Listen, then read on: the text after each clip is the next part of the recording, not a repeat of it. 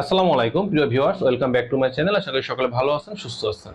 অনেকে জানতে চেয়েছিলেন যে ভায়াগ্রা উপকারী না ক্ষতিকর, বা ভায়াগ্রা কেন খাবো, কখন খাবো, কতটুকুন খাবো।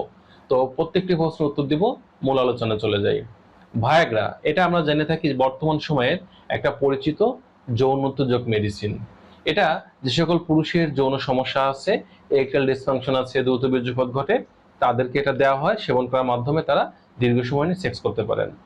এখন যে সকল পুরুষ রোগী আমাদের কাছে আসেন বা যারা যৌন উত্তেজনা বৃদ্ধি করতে চান, তাদেরকে যখন জিজ্ঞাসা করা হয় যে আপনি কেন এটা খাবেন বা কেন খেতে চাচ্ছেন, তখন তারা বলেন যে আমার আগামীকাল বিয়ে বা ২-৪ দিনের মধ্যে বিয়ে, আমি এখন খুব দুশ্চিন্তায় আছি, বা আমি চিন্তা করতেছি যে আমি হয়তো আমার স্ত্রীকে পরিপূর্ণ যৌন সুখ দিতে পারবো না। আমি জানতে চাই কেন আপনার এই চিন্তাটা আসতেছে।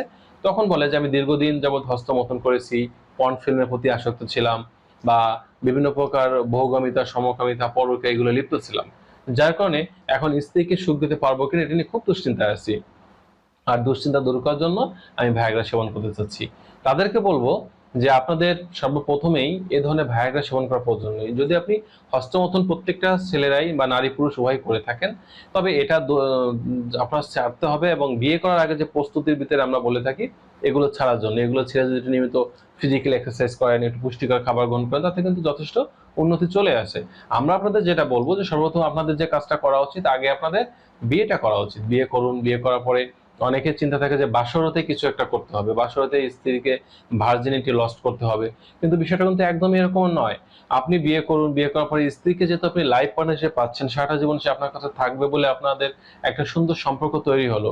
তো প্রথম দিন না করে আপনার প্রথম দিন গল্প করুন, একটু ইজি হন। নিজেদের দুজনের মধ্যে যে ভয়, জড়তা, আতঙ্ক আছে, এগুলো আগে আপনারা ইজি হন। ইজি হওয়ার পরে এরপরে দেখা যাচ্ছে যে আপনি ২ দিন বা ৩ দিন পরেও কিন্তু সেক্স করতে পারেন। এবং আপনি ন্যাচারাল ভাবে বা অ্যাকচুয়াল যে সেক্সটা করবেন, সেটা যদি দেখা যাচ্ছে স্বাভাবিকভাবে ২-৪ মিনিট হয়, এটা কিন্তু আস্তে আস্তে বৃদ্ধি পাবে। যত আপনি সেক্স করবেন, যত আপনার অভিজ্ঞতা হতে থাকবে, তত কিন্তু এটা উন্নতি হতে থাকবে। এবং এইভাবে কিন্তু চাইলে আপনি সময়টা বৃদ্ধি করতে পারেন। কিন্তু যদি এমনটা হয় যে আপনি বিয়ে করছেন, এখন আপনি সেক্স করতে পারছেন না, সময় নিতে পারছেন না, বা স্ত্রীর দিক থেকে একটু কমপ্লেন আসতেছে, তাহলেই কেবলমাত্র দেখা যাচ্ছে যে আপনি চিকিৎসকের শরণাপন্ন হয়ে নির্দিষ্ট মাত্রার যে মেডিসিনটা চিকিৎসক আপনাকে দিবেন, সেটা আপনি সেবন করতে পারেন। কিন্তু যদি এমনটা হয় যে আপনি বিয়ের আগেই এটা সেবন করলেন, বা বাসরতে যাওয়ার আগে এটা সেবন করে বাসরতে গেলেন সহবাস করার জন্য, আপনি কিন্তু এই সারা জীবন একটা স্বপ্ন ছিল যে আমি প্রথমবার সহবাসটা করব, কেমন অনুভূতি পাবো, এই বিষয়টা কিন্তু থাকবে না। এটা কিন্তু একটা আর্টিফিশিয়াল দিক চলে গেল। অর্থাৎ আপনি বীর্যপাত করতেছেন, কিন্তু স্বাভাবিক বীর্যপাত করার যে ভালো লাগা অনুভূতি, এটা কিন্তু আপনি এই ভ্যাগরা সেবন করার পরে যখন সেক্স করতেছেন, যে বীর্যপাতটা করতেছেন, এটা কিন্তু পাচ্ছেন না বা পাবেন না। এবং এটা মূলত বিষয়টা হয় এমন যে কন্ডোম ইউজ করে সেক্স করলে যেমন অনুভূতি কম আসে, ঠিক একইভাবে কিন্তু এই ভায়াগ্রাতে মেডিসিন সেবন করার পরে যে সেক্সটা করা হয়, সেটা কিন্তু অনুভূতি অনেকটা কম আসে। এর জন্য আমাদের এই ধরনের মেডিসিন বাসরতে সেবন না করাটা সবচেয়ে ভালো, বা বিয়ের প্রথমত না করাটা ভালো। আর এক প্রকার পুরুষ আছেন, তারা বলেন, তাদেরকে যখন জিজ্ঞাসা করা হয় যে আপনি আসলে কেন এটা খেতে চাচ্ছেন, তখন বলে যে আমি বিয়ে করিনি, তবে আমার সেক্স করার উপযুক্ত জায়গা আছে। মানে তিনি পরকীয় সম্পর্কে লিপ্ত আছেন। দেখা যাচ্ছে হয়তো এমন কোনো বিবাহিত নারীদের পটিয়েছেন যাদের হাজবেন্ড হয়তো দূরে থাকে, তাদেরকে হয়তো বলেছেন যে তার হাজবেন্ডের থেকে তিনি বেশি সময় নিয়ে সেক্স করতে পারবেন, কিন্তু আসলে তার সে সক্ষমতা নেই। এই সক্ষমতা বৃদ্ধি করার জন্য আপনি কি করছেন? ভায়াগ্রাতে মেডিসিন এসে সেবন করছেন। এখন এই যে মেডিসিনটা আপনি সেবন করতেছেন, করে আপনি পুরুষত্ব দেখাচ্ছেন অন্য অন্য স্ত্রীর কাছে গিয়ে, এবং আপনার সেক্স করার বয়স হলেও আপনি মনে করছেন যে আপনার বিয়ে করার বয়স এখনো উপযুক্ত হয়নি। আপনি যখন এই পাপের কাজে দীর্ঘদিন লিপ্ত থাকবেন, একটা কথা মাথায় রাখবেন, যে পাপ কাউকে কোনোদিন ছাড়ে না, তার উপযুক্ত প্রায়শ্চিত্ত কিন্তু তার করতে হয়। আপনি আজকে এই ভ্যাগরা খেয়ে অন্যের স্ত্রীর কাছে যাচ্ছেন, অন্যের হক নষ্ট করতেছেন।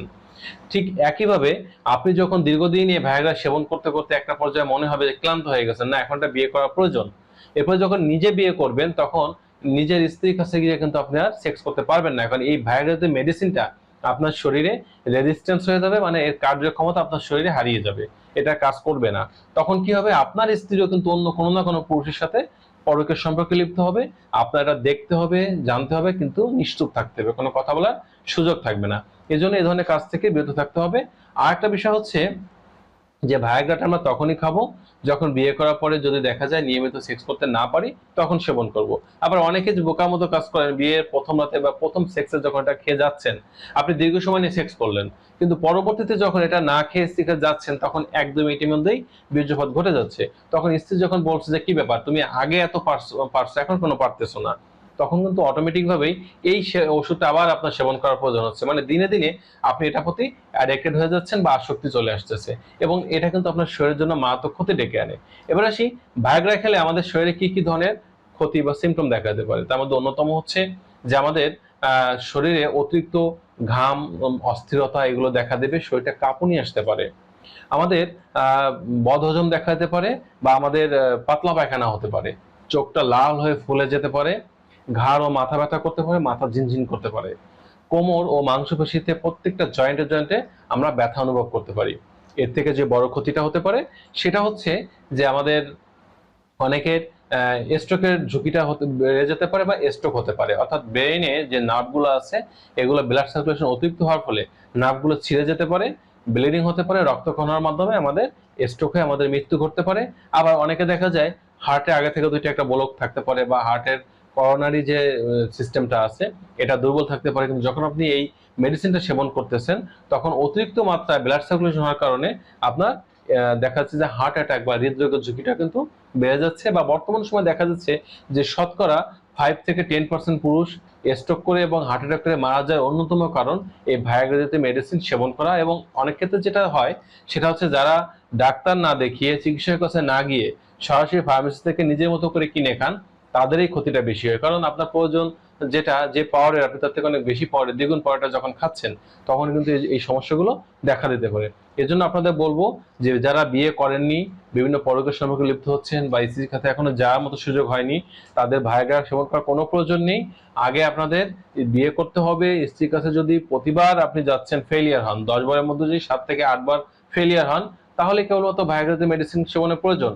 আর যদি আপনার 10 বারের মধ্যে 5-6 বারও আপনি ভালো পারফরমেন্স থাকে, বা 5 বারও থাকে, তাও কিন্তু এই মেডিসিনের প্রয়োজন হয় না, বা এটা খাওয়ার দরকার নেই। তো বন্ধুরা, এই ছিল আজকের বিষয়। সকলে ভালো থাকবেন, সুস্থ থাকবেন। আর ভিডিওটি ভালো লাগলে লাইক দিতে পারেন, বন্ধুদের মধ্যে শেয়ার করতে পারেন। যাকে মতো চ্যানেলটি সাবস্ক্রাইব করেন, চ্যানেলটি সাবস্ক্রাইব করে চ্যানেলের সাথেই থাকবেন। সকলে সুস্থ সুন্দর জীবন কামনা করছি। আজ এ পর্যন্তই। আল্লাহ হাফেজ।